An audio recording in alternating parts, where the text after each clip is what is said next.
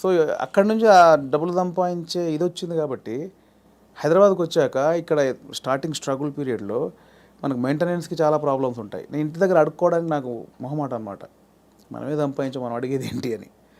So అడగకుండా ఉండడం కోసం అప్పుడప్పుడు ఊర్లోకి వెళ్ళి ఒక 10 రోజులు కూరగాయలు అమ్ముకొని ఒక 1000 రూపాయలు సంపాదించుకొని ఆ 1000 రూపాయలతో జాగ్రత్తగా ఒక 2-3 నెలలు ఉండి అక్కడ ఇంకా ఇక్కడ చాలా పడ్డానులేండి. చాలా ఇంటర్వ్యూలో చెప్పాము, చాలా స్ట్రగుల్స్ పడ్డాం స్టార్టింగ్లో.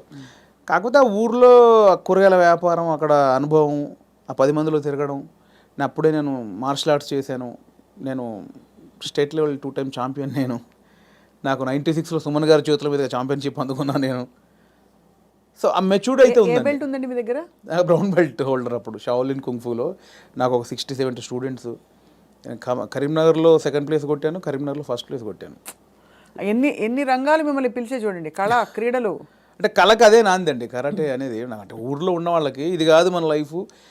ఇట్లా నా ఫ్రెండ్స్ లాగా ఇక్కడే పవర్ లూమ్స్ నడుపుకుంటూ, కూరగాయలు అమ్ముకుంటూ ఇలా కాదు, ఏదో ఉంది.